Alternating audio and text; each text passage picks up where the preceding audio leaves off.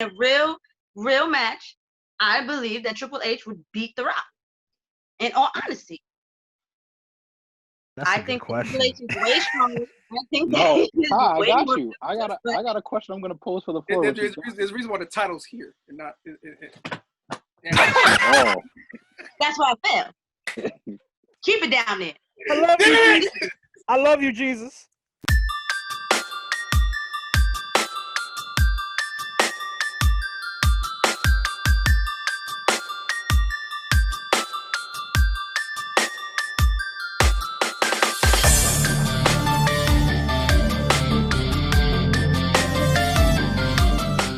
Backstage Brawl, y'all already know what it is. It is your boy, the Golden Child, a.k.a. Jean-Louis, alongside our usual suspects. We got the People's Champion, we got the Diamond Cutter, we got Kid Ty, and we have ourselves, for the first time on the Backstage Brawl, some female representation.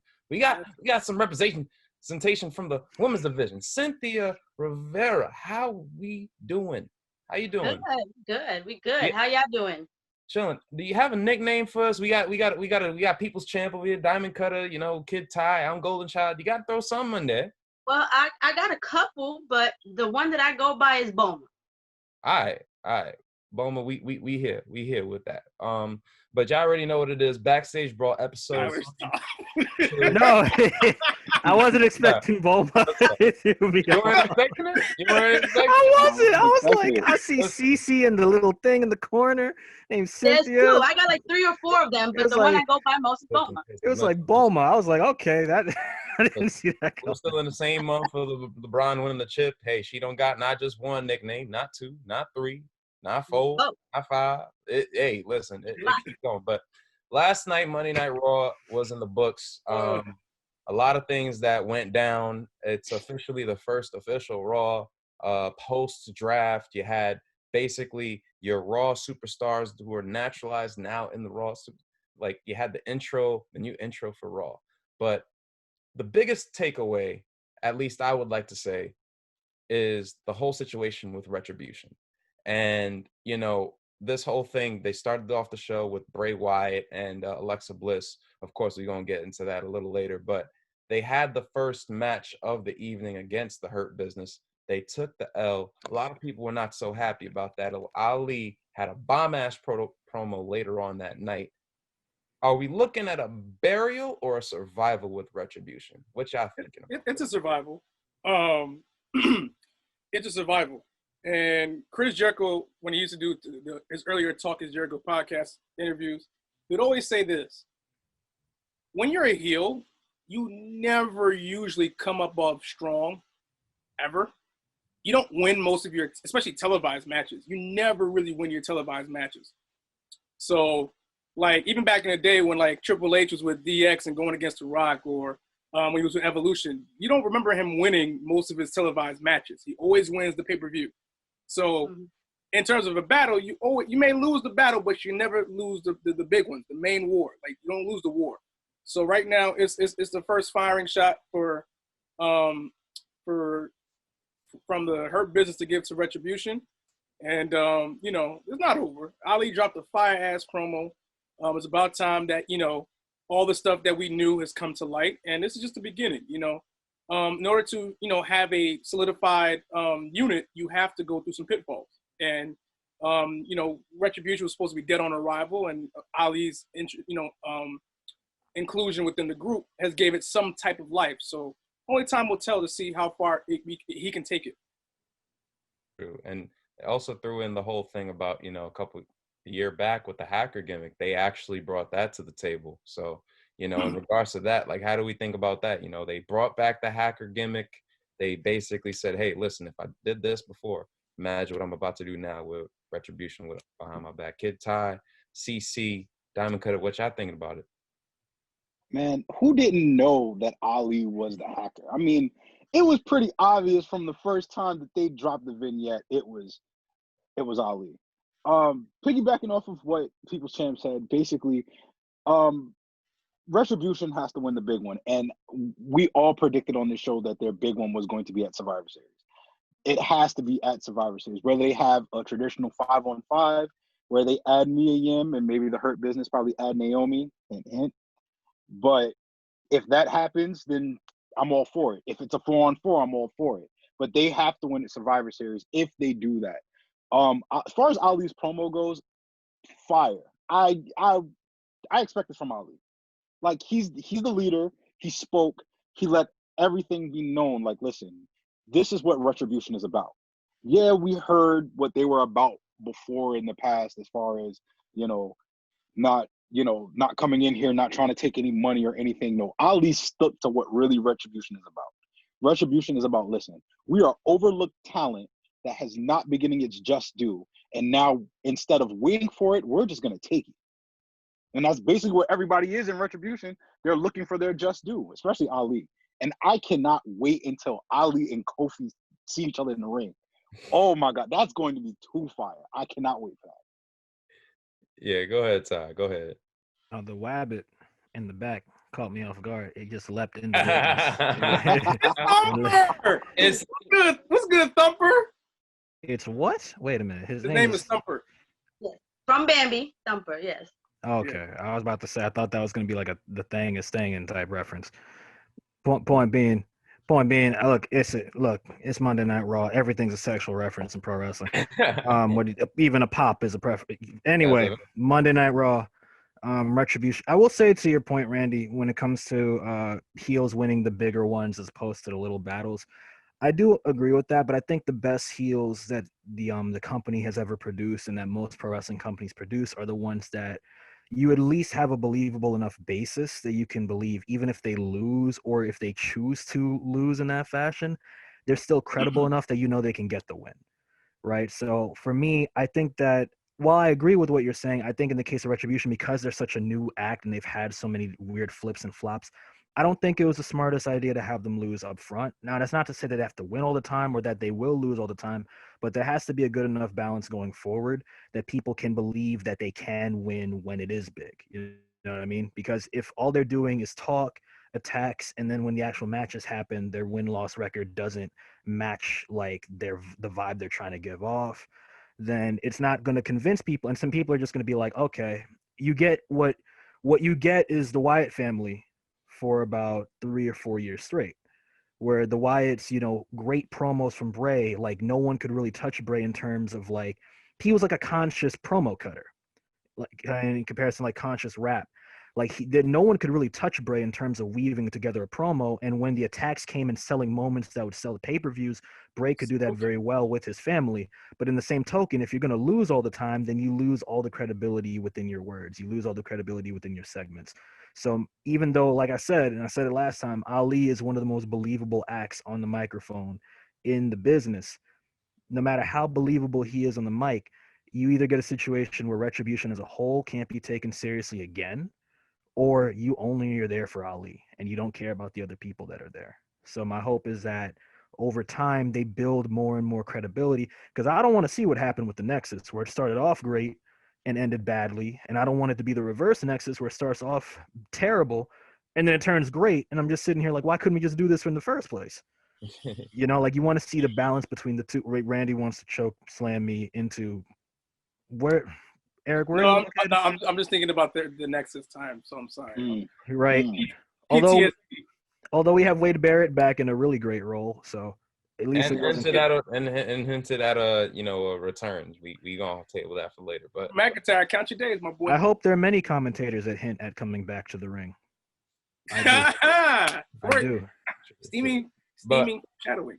But embedded in this whole Retribution thing, you do have like the underlying thing of this gang war, faction warfare almost. I mean, Wyatt seems like his own entity because he's Bray Wyatt, the Fiend himself, and then you have Alexa Bliss. And then on the other end, you got the Hurt Business, and you also now have Retribution. CC, you watching this Monday Night Raw, you peeping this first segment, you're like, what the hell's going? What you thinking? No, not really, actually, because I actually got into half of Monday Night Raw, like maybe a little bit, because I'm actually now a teacher all of a sudden. But so as far as Retribution, I'm actually on the balance. Like I don't know which way to go, because at the end of the day, y'all had your fallbacks, y'all have whatever y'all had in the past, but now, since y'all coming back out, y'all gotta show me. Y'all got to put in that work. Y'all can't be doing all this talking and talking like, yeah, we're going to take this title. We're going to bring it to the cage. But then you get in the ring and you don't show it. This, all of this, that part, this. I'm just saying, if you're going to come back and want that title, y'all going to have to bring that. You're going to have to bring it. And you got to make up for so much TV of like us sitting here going, yo, like, if you got to think of it from an archival standpoint, like if you were trying to convince somebody to hold out for the good part of this Retribution angle, you got to make all those weeks worth it. I'm done. I can agree with that. Yeah. You know, all I'm saying is that when it comes to winning that title, you can't just be all talk. You could be the best speaker in the world. You could be the best supporter for your team. But if your team go in that ring and they don't show the same energy that you putting out, there's guarantee that you just go right back down into that pot. Lakers in 6. Instead of going up and getting that title. That's a fact. I mean, I thought, you know, although we are talking about factions, I think it's a pretty cool segue because, you know, like another big prominent thing that, you know, dominated Raw was the ending. You had the Randy Orton, Drew McIntyre situation. Randy Orton has been killing throughout the year, but he's been embroiled in this little rivalry, and he had the roll-up loss SummerSlam. The next pay-per-view, he took that L. I believe this is the third installment of this is the third pay-per-view. Yes. Yeah. So heading into this, you know what I mean? They had that whole little Hell in a Cell thing. Drew McIntyre closed the door. He was like, "You have nowhere to hide." And they go in there. That was scary accurate. You know what I'm saying? Very scary accurate. Nah, but you know, like a lot of people have been hypercritical of how they've handled from last pay-per-view to this pay-per-view upcoming, the Drew McIntyre Randy Orton situation. How do you see how they closed it down heading into Hell in a Cell? Somebody got died. It ain't Viper though. Simple. I'll be upset if the Viper died though. He put in too much work. He put in too much work to make a name for himself, and it's just I don't want to see one of my favorite wrestlers just come. The modern day Triple H. Like let's talk about it. So for Backstage Brawl, if y'all ain't know, we were, you know, speaking beforehand, and CC just so happens to be a big Triple H fan. So you know, people's chant Randy knows it. You know what I mean? And now, you know, you have Randy Orton. I'm assuming that there's a little evolution, you know, thing going on. There's a little evolution thing going on. This unattended, but it's just like that little thing. So you're saying like Randy Orton, you thinking this he needs that W. Yes, he does. Honestly, I'm working towards it. Don't get me wrong, Sheamus too, but I'm more for the Viper than anything. With that, he just puts in more work. He puts in more effort. He actually communicates with the crowd. He's actually like into it wholeheartedly. You know, it wasn't this episode of Raw, but last week's episode of Raw at the beginning when they started off the show, and Randy was cutting that promo on Drew, and Drew's music hit, and you just saw his eye twitching. Like he was so pissed off that his eye he just really was. And then he got interrupted again. He's like, God damn it, this motherfucker just ended my promo time. He's like, he had that face like, I could get you fired in like 3 seconds. Interrupting my promo, like it looked like a shoot. Wait, hold on. I'm a Kofi your ass. Ew. Oh man, that was pause. That didn't make it well. Turn your ass into Mr. Kennedy right quick. I ain't gonna be surprised if you win Sunday though. But that's the thing. Like you got to remember when WWE took out these the rematch clauses, right? Yeah. Basically, all bets were off. So now they can end a feud whenever they want, prematurely or not. They can have rematches at their disposal, like at will. So that means that Randy could walk out of Hate in a Crate. I refuse to call this Hell in a Cell, this red piece of shit. I didn't like the red cage either. Yo, it's like it's bloody red too. Like, but they've been that's a whole episode to itself. But the point being, Randy could walk out of this with the championship, and it would actually make sense. I mean, in terms of dominant victory, Drew's beaten Randy pretty definitively. Like the first match, you could say, all right, he rolled him up, still a clean win, but you can make the case that, you know, he didn't beat him definitively. And then the next pay-per-view, he punted Orton's head off and put him in an ambulance. I mean, that sentence alone should just solidify Drew beat his ass in one of the most creative ways possible. All these legends coming back. I'm still mad Shawn Michaels really super kicked this man and pushed him off of a platform. He was like, it reminded me of that the ironically enough, it reminds me of the Future Shock animation from like WWE 12 where he hit the DDT and the impact was so hard he just stays stuck like this and then Drew would push his body into the ground. Oh, Video game nerd here. But my point being is like Randy Orton could legitimately walk away with it in like a surprise victory and no one would see it coming. And I mean, Randy does have more experience in the cell. That's kind of what I hope happens with the psychology. Like Orton's been in the cell with John Cena. He's been in the cell with Sheamus. He's been in the cell most notably with The Undertaker. Killed that one. Yes, but you got to remember, like Randy Orton was in the past was willing to bust out like superfly splashes. He was willing to drop himself on steel steps, grate his face into the cell. Like and Drew is cut from that old cloth as well, right? A little bit younger, but cut from a similar cloth. Where like this will be a very physical match, and I hope that psychology plays into it. I really think Randy could win. I want to say Drew because I don't want to see Drew's title reign end like this. I feel like there's still some more meat to this title reign, like with guys like Sheamus coming in. You also have the open challenge aspect that they teased a couple weeks ago, where you can still work with other people.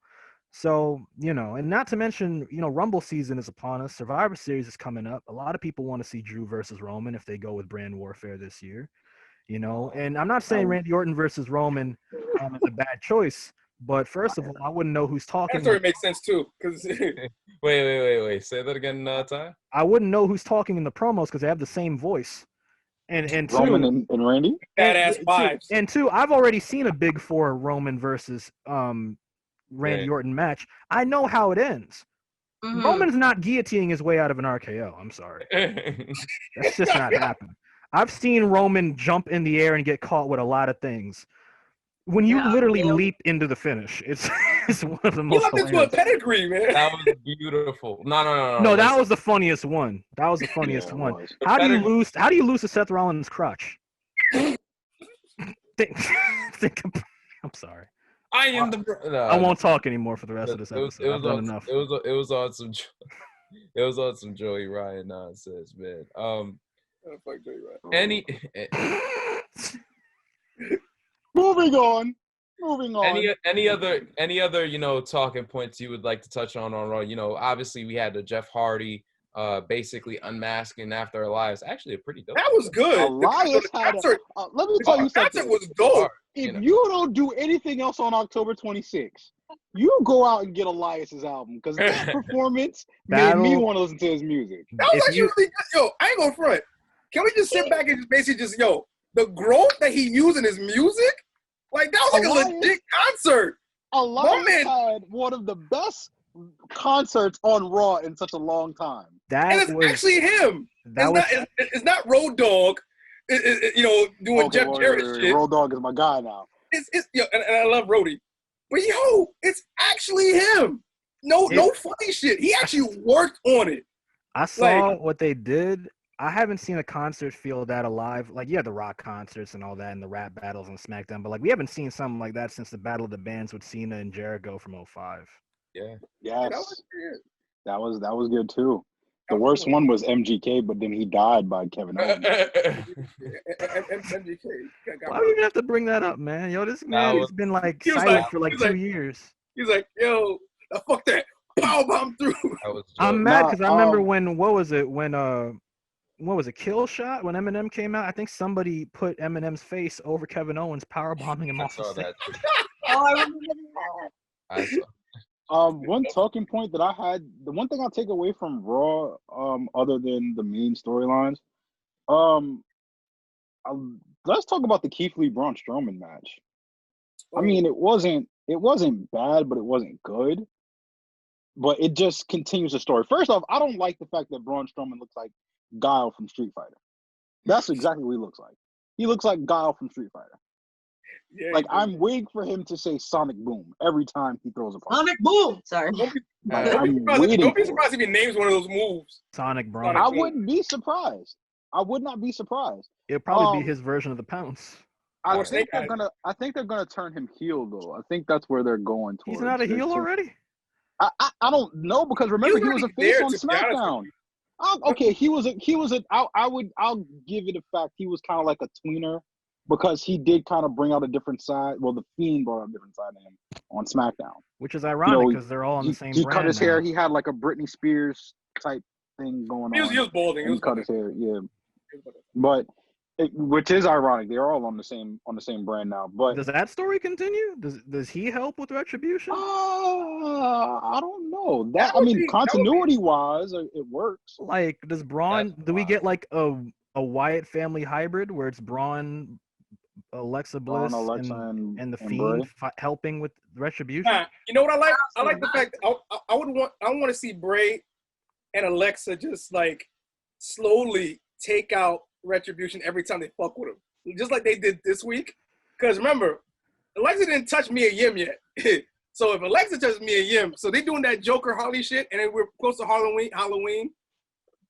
Yes, he likes it. So it's like, yo, that's like I like to see more of that. That was my takeaway from the show.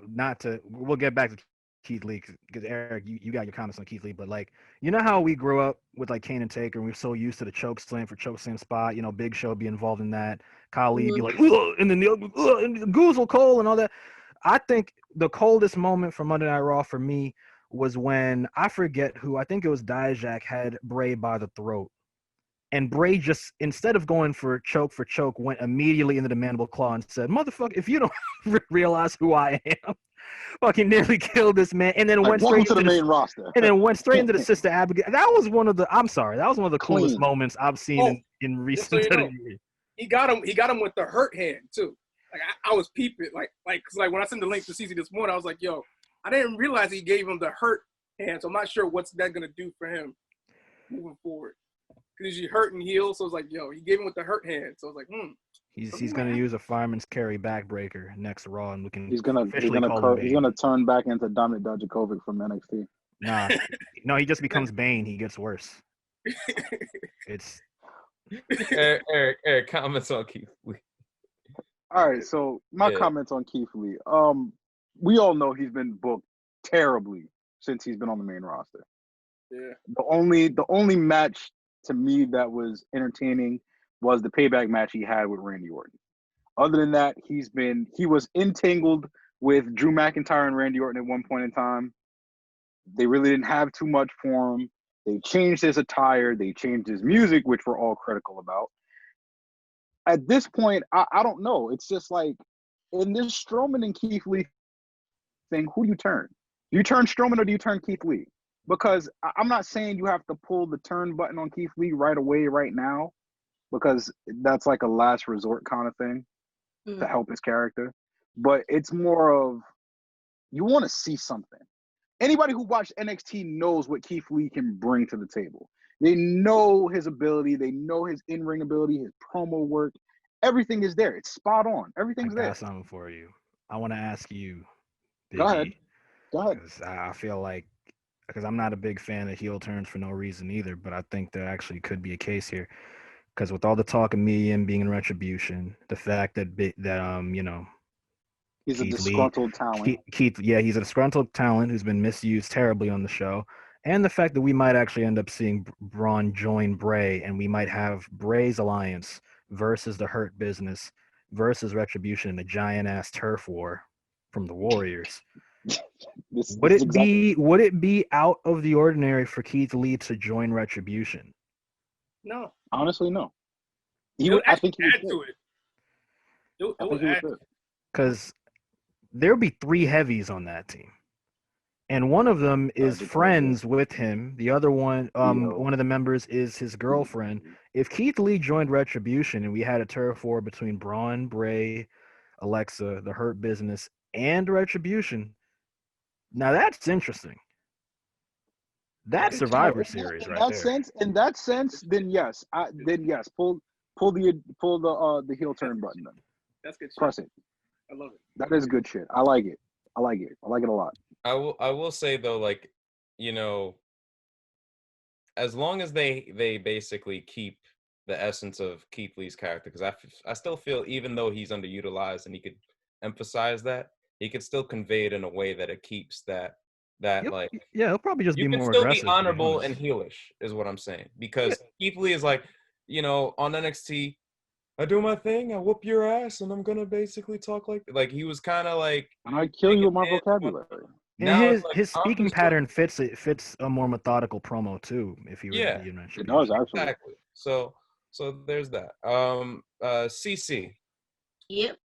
You know, you said you peeped Monday Night Raw. Any other takeaways you saw from this show last night? Well, like I said, I only saw about half of it, so I can't really comment on that. Yeah. But like I said about Retribution, it's really just up in the air for me, honestly. Because the most that I've seen was the Alexis guy and the Fiend, and that's about it.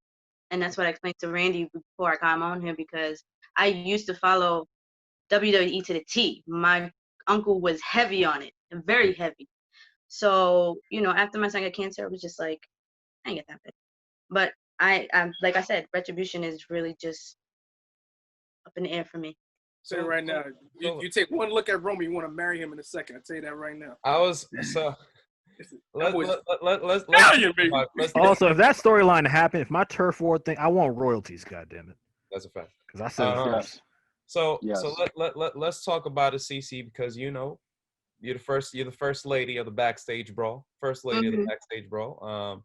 And whatchamacallit, you know, I want the people to get to know you, because you mentioned the fact that, you know, you were in the wrestling fandom, the every week type of person. Yeah, I went with my aunt and my uncle and my cousins to every WrestleMania. We went to every Royal Rumble. And it was just, it was great. Let's talk about it. Best experience. This is an interview. This has turned into an interview. Best experience. Now it's an interview. Best paper. So now I'm jealous. Experience. Take me. Why? Well, it's because, you know, they had connections to where they could just go at any time they wanted. So it was just like a tag along. In all honesty. So, do you have like any experience that stands out to you, like WrestleMania, Royal Rumble, that you know you were had the chance to go to? I'm going to be Triple H and Brock Lesnar. Oh, that's really excited. I was upset, but I was so excited. Like it was just the experience and just being there from watching it on TV and just like. You understand what I'm saying? I was just in so much awe, because I'm a real big fan of Triple H. And I feel like Triple H should have outstood a lot of the competition that he had. But then again, sometimes WWE does have a way of, what's the word I'm looking for? A rite of passage. Degrading a certain wrestler. Well, I got and not giving them that chance, that you know, that time where he really is good. We need to give him that title. But then again, Triple H wasn't really fighting like that, and he got his ass whooped. I got two questions. Brock killed him that night. Cece, my first question is, how did you feel when Triple H cut his hair? Yeah, she was pissed. Yeah. So the whole demeanor changed just now? Yes. Yes. It's such a big part of his. She's like, we don't talk about that. Okay. No, because I felt like his hair played a big part in his character. It did.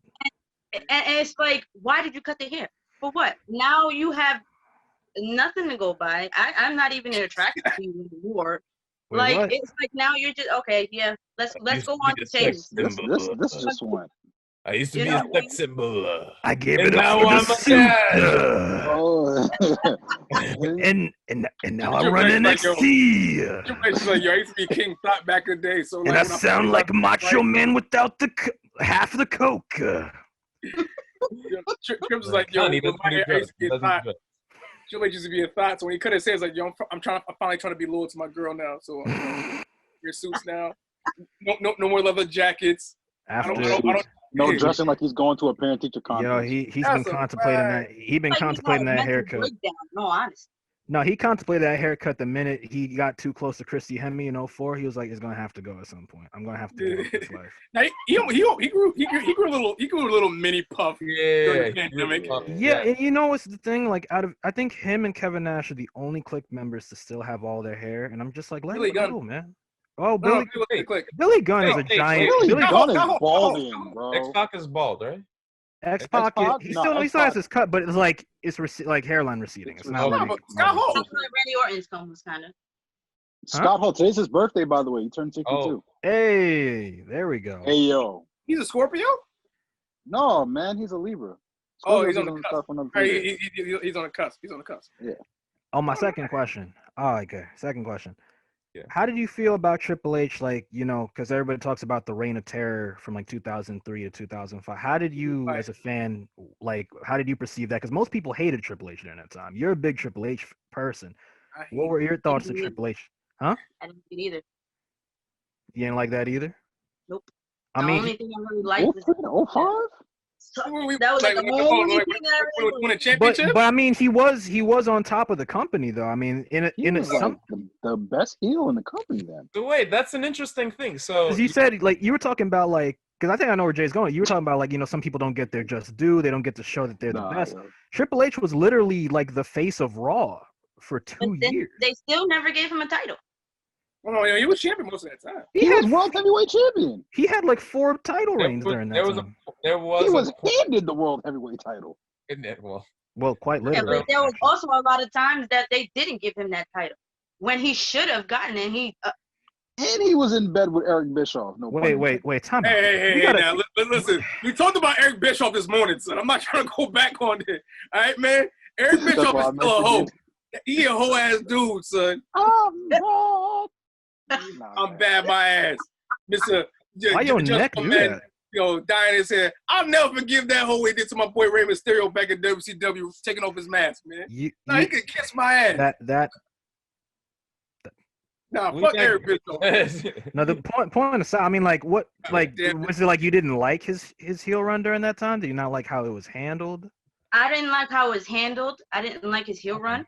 I just didn't like the approach in honesty. Did you want to see? Because he did a way better job. Like he was a face the year before in 2002 for a bit. Did you want him to be more of a baby face and have that dominance as opposed to a heel? Because the argument's always been that Triple H was a better heel than a face. That's true. I'll argue that. So I'm not going to argue with that because it's true. So it was like Did you want to be more aggressive, less chicken shit? Did you like Evolution? I would like him to be a little bit more aggressive and stop being a pussy. Makes sense. Fair enough. So my time, Triple H.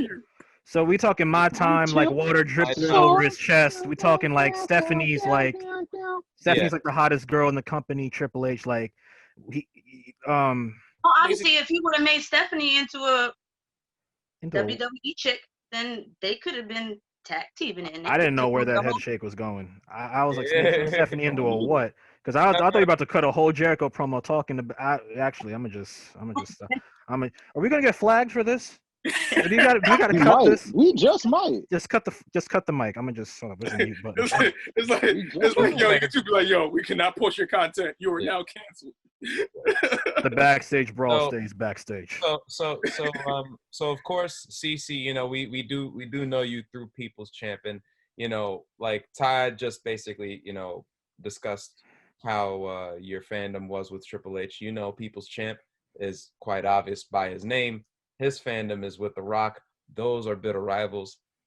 How did you guys interact with one another with those two powerful figures in wrestling history? How did you guys two interact? A floor of forum for you both. Well, in honesty, I like The Rock as well. So there wasn't that much of a beef between us, but when it did come to competition, if it was between the both of them, I always went with Triple H, and there was nothing he could tell me about The Rock because I know you honestly, guys. I think that's in all honesty, in a real match, I believe that Triple H would beat The Rock. In all honesty. I think Triple H is way stronger. I think no, that I got you. I got a question I'm gonna pose for the floor. There's a reason why the title's here and not.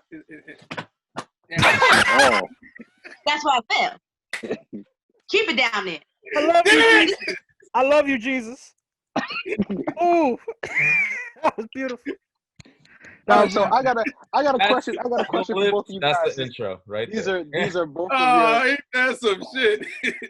Since these are both of your guys here, I got a question. Oh. So in a fight, straight up one-on-one match, who would you take? 03 heel Rock or 02 face Triple H? Oh, Triple H. Oh, Triple H. Rock was too skinny at that time. Rock. Wow, I'm surprised. Rock would have been. I am surprised that you said that. Let me say something. Rock would give a great match. But Triple H at that time, I ain't praising nobody. You know, at that time, Triple H was, when he came back from that injury, my man couldn't even move. Like his Triple H didn't have no. Yo, Rock. He had no forearms, yo. Like every time Triple H. He had no forearms. Coming back to win the Royal Rumble. He was over here in Madison Square Garden with the water bottle, just. Like, he was wilding. He couldn't even move. I don't know what that was. Nah, I 02 Triple H, like. Oh, hell no. 02 Triple H, especially early 02 when he came back in January. My man could not move his arms for shit. It was he so went to jail and he bulked up. He just ate tuna. That's it. I'm gonna put it to you like, Rock would get more punches in because he would have been quicker. But Triple H, all he needs is one kick to the head. That Rock would have been going on to the set of Walking Tall with that the limp. knee. If he caught that knee to the face, it's over. Because like every Rock match, ever since I was a kid, every Triple H Rock match, right, is the formula too. They would start grappling. They would start fist fighting this and the third, and they will come to a point in the match when the Rock gets some good offense in, push him by the turnbuckle by ropes, come back. As soon as Triple H come full speed, get that high knee, Rock be flopping on the other side of the ring like, damn, match over. This was peak flop Rock. Like this was Hollywood Rock. This was like we're gonna put you in Here Comes the Pain. I am a human slinky. Half of your grapples in Here Comes the Pain are taunts. They're not even grapples no more. Like let's not talk about the match. If you had said 98 Rock and 2002 Triple H, maybe we'd have. That's definitely different. That's 30 pounds more for Rock behind his punches. That Rock was more fat than muscle. he was basically Triple H. But here's the thing: Rock could move with the weight. Triple H, water and arms the size of my head. Like fuck. You know what? He was doing at that time was. Now that you mention it, I'm giving 03 Rock a chance. You know why? I'm going after his quads. I'm going after Triple H. But it took 5 years, 4 years for the quad to explode again. The quad though. I'm dropping. And it's he not had a groin injury. It was coming. You mean groin? Listen, there's nothing. The only thing that Rock could do to explode Triple H's quad is like a dragon screw, because that sharpshooter ain't gonna do shit. All right, let's just get this out the way. That sharpshooter ain't gonna do shit. No, you gotta be a quick ass drag. Quick turn. I don't know how you drag and screw on a laptop. But point being is like. Rock's gonna die. I will say this though about Triple H though. There was a time like he had a great stretch of matches underratedly in 04. Like 2004, he had some really underrated classics. I'd say like 01 and 08 too. No, 01 and 08. But 04 was some gems, especially some against Shelton, Benjamin, some against Benoit. My favorites against HBK. And I ain't gonna lie. And I told Biggie this morning when I was ranting about Bischoff. When Shawn Michaels should have won in San Antonio.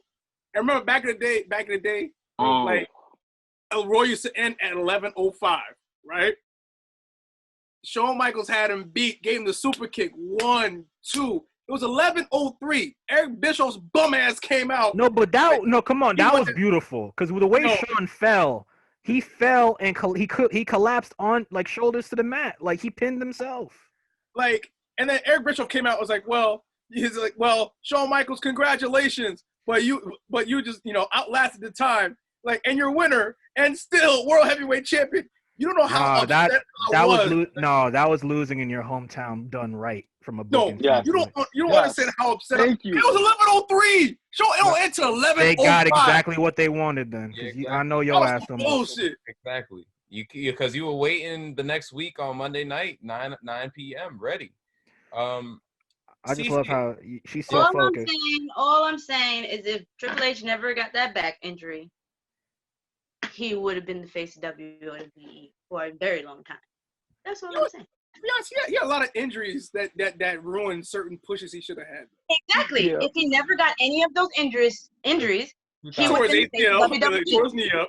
Hey, look, I don't like injuries, but hurt his foot. I'll take his quad exploding in 06, and I'll tell you why. Tore his quad twice. If his quad didn't explode in 06, I would have never got Shawn Michaels and John Cena in England. I would have never got that match. Exactly. You can't take that away from me. I don't care who you are. That was amazing. Triple H in 08 was like the Rock and Central Intelligence. Like, he was a dick on SmackDown. It was funny. Like, the way he exposed, like, Edge. Like, that shit was funny. Like Triple H for a good solid 2 years. Our first introduction to Alicia Fox. Yeah. No. Yo, you got to even take it even farther. Like, remember 2007, the whole time he was trolling Vince during the Who's Your Son storyline. Even down to the Randy Orton when he first won that title. The whole first segment of No Mercy is just him. You ain't gonna give me the title? You ain't gonna give me the title? That's what your wife said? Oh!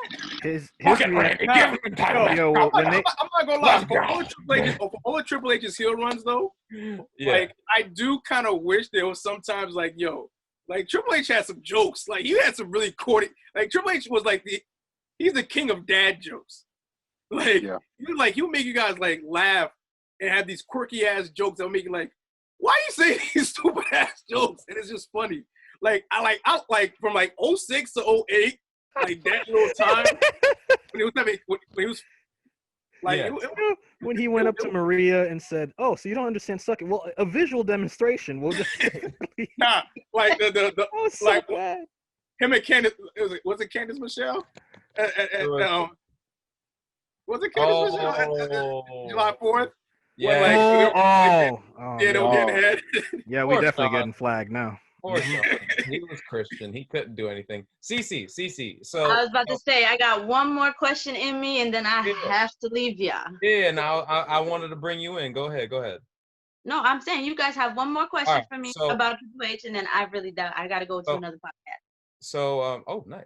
So, whatchamacallit, we talked about how, like, what about Triple H made him basically have you as a fan, but I want to know about the how, because everyone has that beginning, that humble beginning of how they became a fan of their said superstar. What made you a fan of one Hunter Hearst Helmsley?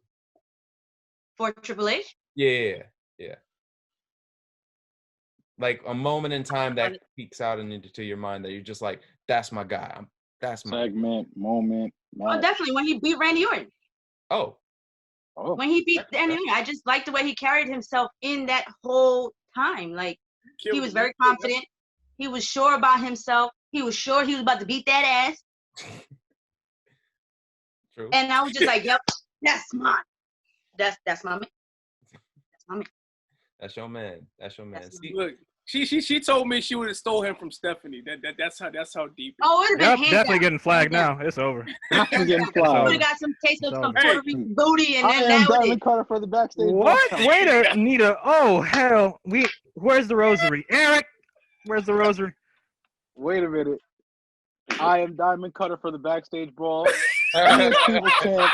He is Kid Ty. He is Golden Child, aka John Louis. We will see you on Saturday. This episode's over now. No. Oh my god. CC on the real it's been dope having you on. It's fantastic. Hope to have you on later on. Oh, I'm coming for that title. Trust me. Oh, you mean the quick? I'm coming for that title. Randy, I'm coming for that title. Yo, stop touching that belt before this one. Again. No, that's why I fell on the floor the first time, because I'm coming for your title. You hear her? She's doing blasphemous. Yeah, so just dust that off and polish it for me, because you ain't winning this one. you ain't getting this. You know. I'll ring that bell. Like The Rock says, just bring it when he comes to the quick it's picture. Okay, you know. but you can't see this.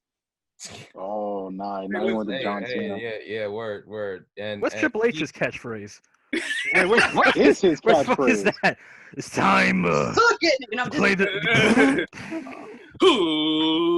Let's get rid of it. Well, I'm gonna say this much in defense of CC Randy. Using a Rock catchphrase will not help you because in both cases, whether it is Cena or Triple H, they both be having the last laugh over this dude. So I don't know. I don't know if that's the right decision. That being said, CC, I know you gotta go. Be well. Later, Nick. Later, dudes. Later. We'll talk. So, whatchamacallit, we obviously, have some other stuff going on later on in the week. You have the NXTs of the world. You have your AEWs of the world. Impact is going on as we speak, more than likely. And, of course, Hell in a Cell later on this week, of which we're going to, discuss with SmackDown and stuff like that. What are you guys looking forward to later on in this week? NXT. They have a hot triple threat match coming up. Tommaso Ciampa, Kushida, Velveteen Dream. Pimp Walk is back. I can't wait to see that match. That's going to be something special. On the topic of NXT, I recently came to a conclusion. We had our our mid-year awards not too long ago.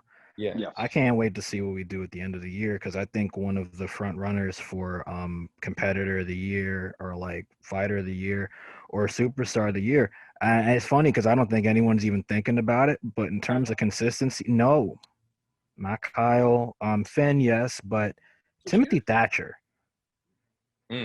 Timothy Thatcher.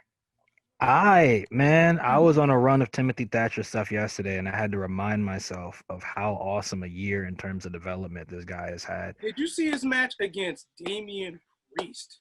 Yes. North American Fire. That match with Priest and the match with Matt Riddle in the Lions Den match. Two of the best NXT matches of 2020. And those are the major ones. I have two other matches, actually one being a match and one being a rematch. His series with Oney Lorcan this year, that was some of the best wrestling of the. I was watching them back yesterday because I was on a run of watching Timothy Thatcher stuff, from Evolve, which recently got put onto the network along with a whole bunch of other independent properties. And I was just like, one of my favorite quotes of Timothy Thatcher when he was on the WWN live as opposed to WWE was him saying, "I am not a sports entertainer. I entertain you with my sport." And he is one of the best professional wrestlers in the purest sense of the word in the world. People have known that for years, especially in a time when people were touting guys like Zack Sabre Jr. and Marty Scurll and all these other technicians that got a little bit more popular. But Timothy Thatcher, this year alone, with the Thatcher's Thatch Can, one of the best puns in WWE history, being the modern day Stu Hart, just, putting people in shoot holds, not letting go. Why do these students keep coming back to this class? Why do they keep coming back to this class? They know they're going to leave. They're going to leave with one less limb. They're going to be crawling. They're going to be using their chin and their strong neck if they have one left after all them neck cranks. I saw people making comparisons to like they haven't met a person this intense or this believable since the days of like Kurt Angle and Chris Benoit. Especially considering the fact that one of his main finishers is the Fujiwara armbar. This is a guy who's used a thrusting shoot headbutt as a finisher. This guy hitting enziguris like Inoki. He's very much a throwback to the old school. And a lot of people with the faster paced nature of professional wrestling nowadays, people are sitting here wondering, how's Timothy Thatcher going to like take his already existing style and make it work in NXT and in the modern era? He's been doing it for the past 5 years. He's been wrestling since 2006. And his intensity, his smash mouth style, I miss that term. I miss Taz saying that on commentary. Smash mouth style. On commentary, period. AEW. Smash mouth style. Busting everybody up. He sacrificed 2 of his teeth. in that fight pit. What do you call it? And he didn't have many teeth to begin with. This man, like, I'm not gonna lie, my it looked like a shoot fight, to be honest with you. And that was the point, because they are too legitimate. Like, in terms of the legitimacy behind their techniques, like, they are really trained for this. It's like in terms, that's why I say in terms of professional wrestling, purist, in the purest sense of the term, he true is a real professional wrestler. And the fact that he's in NXT and he's doing as well as he has, which I don't know if a lot of people expected him to, and consider like, no, but his thing, considering the type of talents that have done very well in the independents, they're a lot more exciting styles. He's been very consistent. He's been very intense. He's been very believable. And man, if he ends up winning a chip in NXT, I'm not complaining. And I question who's going to rip that belt from his hands. He might actually have a long reign as a champion. And the funny thing, if you go on YouTube, he has history with Karrion Kross. He's fought a guy like Karrion Kross all across the map. The match that he had with Finn Balor was prematurely. Why do you promote death so much, Tyler? No, but that's what the sport is about. That is what, that type of passion, that type of intensity. Those are the type of things that have got people into the business. And for him to be able to fight Karrion Kross, Finn to fight Karrion Kross, Finn to fight Thatcher again. You know, their match before, a lot of people said it was not underwhelming, but it was like, we knew they could do even more. Imagine giving them more time to fight. Finn gonna have a broken jaw every week with this roster right now, man. Yeah, that poor damn soul. Thatcher and Kyle, Thatcher and Finn. I'm sorry, I'm just ranting, but I'm just saying at the end of the year, he might be one of the names people sit there and go, yo, he had as consistent a 2020 as anybody. No, that's a fact. No. I like that you brought that up. Yeah. Thatch can. What else are we looking forward to? You know, of course, AEW, you know, you're looking at the follow-up with Rhodes, but Cody v. Kingston, and I'm not talking about no Kofi. You know, you have, like, you know, it's like Kofi. God damn it. Not Cody. The Mad King. Get it right, partner. Kingston. The Mad King. Cody has to turn heel. Like, yes. Like, legit. Like no more blonde hair. I know you did the blonde hair to put the wool over people's eyes. No, it's gotta happen. You know, you can't come back and then do all these heel shit that you've been doing in your TNT matches prior to you leaving to do heels, and then come back with the Lord, you know, with the prince, like a dark prince with your hair like jet black. Like, nah, bring that shit back and start fucking dominating. Because listen. The best Cody Rhodes is when, like, he is dastardly, insane, and, like, can do a lot. Like, when he was, you know, the demented Cody Rhodes with the mask, the shit that he was doing as a fucking heel. Like, Cody as a heel can do freaking wonders. And I know he teased it, this, that, and third, when he's, you know, overseas and the indies and stuff like that, but he never really legit scratched the surface. This is your company, bro. You can do whatever you want as a heel. There's no limitations. No one's holding the strings. You know, you can basically be as demented, as sinister, and do whatever you need to do to make a point that, listen. I don't even need to say anything. Like, I'm the fucking Dark Prince. This is my domain. You know, come and take it from me if you can. I wanted to ask this because I know you guys brought up the hair and it just got me thinking, right? In terms of him doing the hair to throw people off, right? And him, you know, being the American Nightmare with the black hair, I just thought of something. Imagine he had like jet black hair, but he had like a blonde streak, kind of as like that last bit of the Rhodes kind of dynasty on him, but the rest is like, it looks like he's being corrupted. You know what I mean? Like, you know, like, you guys remember Danny Phantom? I was about to say, yeah. It would sort of be like something like that, where it's like he's kind of almost all the way transformed, but that's like the last sliver of hope, that little bit of blonde hair. Like, that's the last of his Rhodes deal, but the rest of it is just him corrupted. But I agree with you. The best version of Cody Rhodes is when he's driven by emotion. And if you push him off the deep end, I think, you know what's going to have to happen? You know, well, at least, you know, one. And Ted DiBiase by his side. Yeah. One thing that could potentially happen, at least, you know, me fantasy booking it in my head, just as Randy's mentioned it, is the fact that he has to be driven off of emotion. Somebody could just take the power that he has in AEW and kayfabe up off of him.